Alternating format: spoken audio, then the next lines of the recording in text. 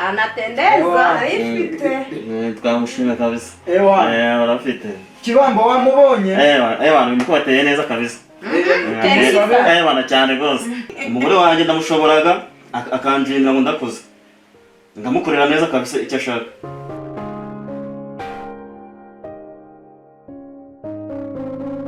Turagarutse rero kuri Kasa TV nk'uko mutumenyereye. Ndacyari wa munyamakuru wanyu mumenyereye kenshi cyane. So hano nicaranye n'abantu benshi, abakobwa babiri n'umusore w'ibigango rwose nduzi hariya. Aba bakobwa uko mubareba hano kuri Kasa TV ni abastari bagiye bamamara cyane. Duhereye ibumoso bwanjye hari umukobwa bita Ivete. Ivete rero mwamubonye kuri channel nyinshi cyane, arimo aramamaza uburyo wagorora ibitsina by'abantu.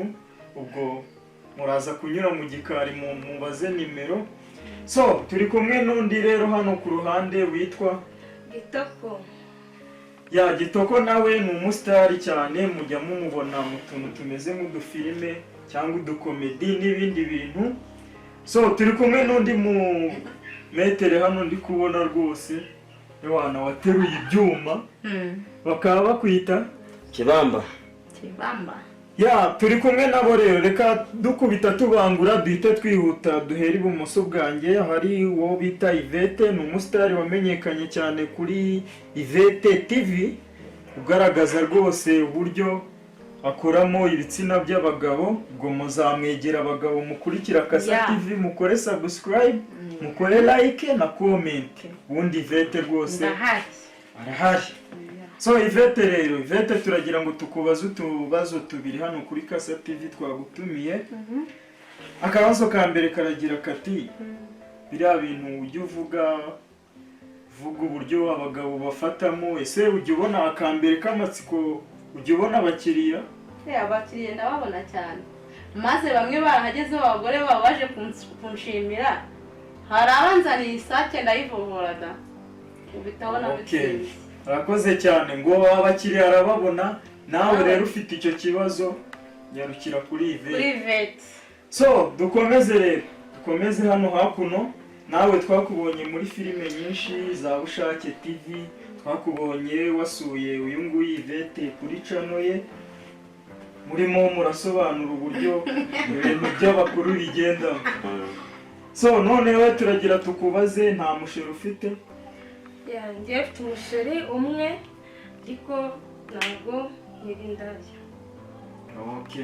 Afite umusheri umwe ntabwo akiri indaya. Kabuvuyemo. So umuntu ashaka ko ntabwo uri indaya birumvikana, ariko umuntu ashaka ko umwaranja ya gisirimu. Bisaba kujyana kure, ntabwo nabikora mu karere umugabanya arimo. Bisaba gutega, bigasaba umwanya, itike ihagije, nkamusanga iyo kure kuko ahantu tuba naho kubahwa, naho kumenya ngo naho umugabo yafashe inzu, ntabwo ari ibintu byo kuzana winjira. Yes, turacyakomeza rero kuryoherwa ni Kasa TV. Nkwibutsa ko icyambere ugomba gukora ni subscribe, ugakora like, ugatera na comment, ukatubwira ibyo tugomba gukosora n'inyunganizi. So turakomeje rero kuri wa mugabo w'ibigango. Muri Kibamba. Bamwita Kibamba, twamubonye muri filime nyinshi cyane. Kibamba rwose muramubona, ni igisore kweli. Amaye nka data. Durakaboko muvuga banzovu. Ni kuri Kasa TV, ibi byiza byose wabisanga. Dore uyu mugabo kabisa yarateruye. Reka tukubaze ikibazo kimwe kiba. Waba ufite umugorera? Umugore? Ngenda mufite. Nuruta abangaba abasumbye uburebure. Ndamufite cyane.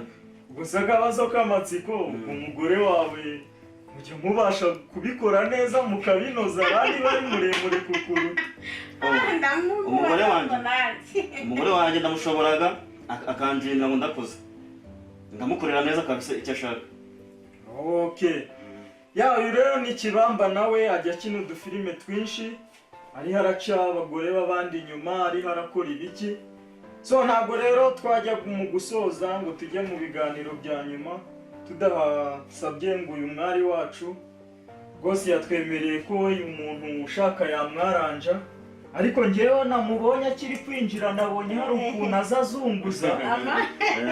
Ibyiza rero biri hano iwacu, reka tumusabe nibura namwe abakurikira Kasa TV ariko mwakoze subscribe, ahaguruke rwose ase n'uberekaho ukuntu rwose yaje. Ngewe namubonye yawana aracicira buri kabisa, ni buri ayifite kabisa, ahindukira bereke anatendeza ayifite. Twamushimye kabisa. Urafite Kibamba wamubonye? Urimo kubateye neza kabisa. Cyane rwose. Reka tumusabe yongere yicare dusoze ikiganiro. So ibintu byiza nk'ibi rero urajya ubasha kubikurikira ukoze kuri Kasa TV 5, ukozeho subscribe, ugakoraho comment, ugakoraho na like, sibyo? Abakunzi bacu babwire ijambo rimwe ryonyine abadukurikiye. Ndabakunda cyane. Okay, arakoze cyane abakunzi bacu. Ubwo ibyiza twe tuzajya dukomeza tubibasinikira.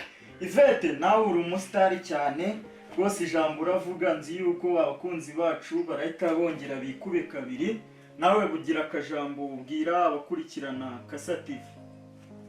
abankurikira bose ngenda bashimira kandi nzahora mbashimira kuri Ivete.